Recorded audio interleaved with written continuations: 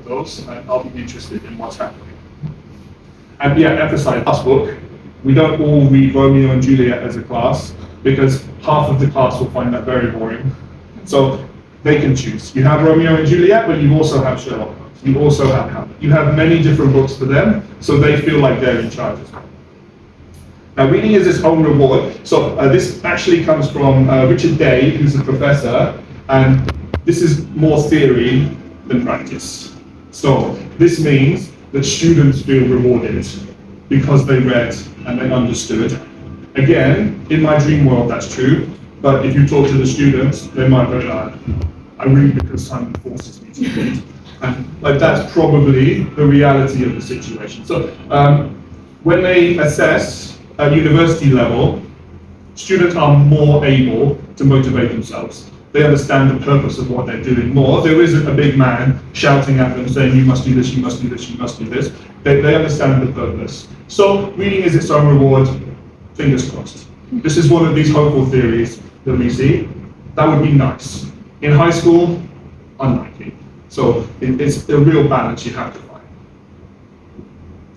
They read their selection at a faster rate. This is very important. This is the difference between intensive and extensive reading. Intensive is a difficult text. A short text normally you read in class about a topic they're not familiar with. There's new vocab, there's new grammar, there's new sentence structures. It's quite hard. Whereas extensive reading, they should be at or slightly below their level. They shouldn't see many new words. They shouldn't see much new grammar. This is about relearning the grammar they know, the vocab they know, the English they've already learned. Use it again and again and again until it's just burnt into their brain. They feel much more confident. And individual, we do most of this outside of class. So it's a large part of their score. They must read on a weekly, monthly, termly, yearly basis. They can always be reading. This is the biggest homework we give them. We don't give them a lot of other work to do outside of the classroom. This is the big thing that we give them, and they always have one. If a parent asks, do they have homework? Yes, they always have homework at all times. They must read many thousands of books. If you don't read, if you don't know any of the books, when they come and talk to you and you're like, I don't know who Romeo or Juliet is, I don't know who Dorothy is in The Wizard of Oz, they're like, okay, here you go. So like, you should be able to give them recommendations. Read different books and say, oh, that's a good one. If you like science fiction, okay, yeah, Why Androids Dream of You. Like, have recommendations that they can have, and then again, that motivates them. They can see you're not just forcing them. You read as well, you give them ideas, motivation. The most difficult thing with teenagers, motivating them to actually read. Keep track, that's important.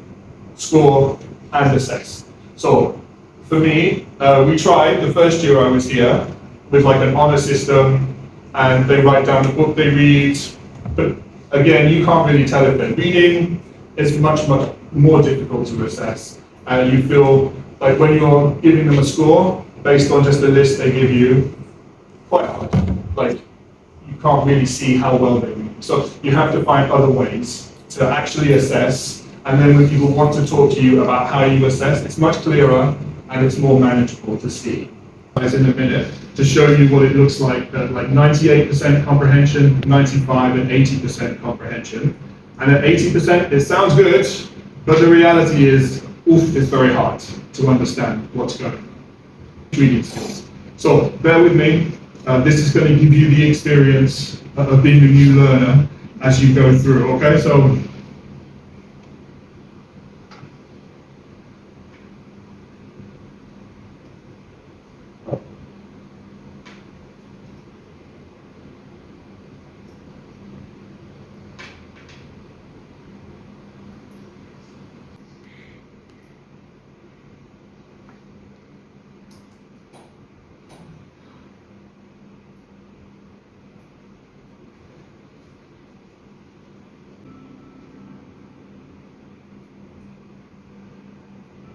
Ooh, butterfly.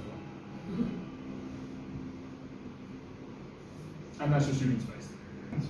And that's the big thing. Like if you're reading through and you're on a word by word by the time you finish, you can't remember what the start was, and you can't link the story together.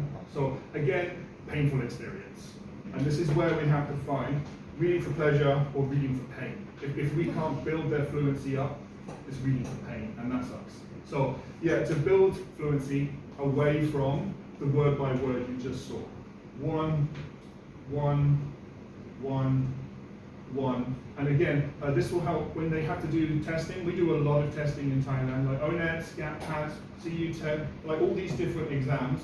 They have big blocks of reading, and if you're reading word by word by word, and then it comes to the comprehension question, you're lost. Well, you're just looking at it and you're like, oh, okay, multiple choice. I don't really understand that, so maybe I have to read it 3 times, 4 times to try and understand a short paragraph, and then understanding and getting the question right is very, very hard.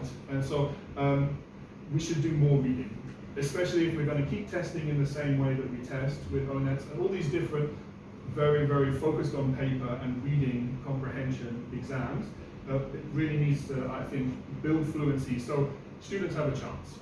When they go in to take these tests, they have a much better chance. And so we'll do this little exercise. This thing is really useful, it's really interesting, and it can really help high school students. Like I say, the research is mostly on university students, but I really think it makes a big difference in terms of practicing that language, using that language again and again and again. And we're at a time in high school where they will respond to what we want them to do, especially if they know it affects their score. So it's a good way to motivate them, get them to do a large amount of reading and really consolidate the language that they've learned in the classroom. Use that language again and again. And if you'd like other information, this is the Extensive Reading Foundation. It's a charitable organization who spreads the word of extensive reading. You can email many different people, many different professors on there. It's a very open community of people who just want to spread the word of extensive reading. So yeah, please take a look. There's lots of great information. They have nice startup guides, like if you want to start a program. They also have like charitable resources where people will donate books or money if anybody needs help. Okay, so that's the end. If anybody has any questions, we left some time for a Q&A, so please feel free to ask any questions.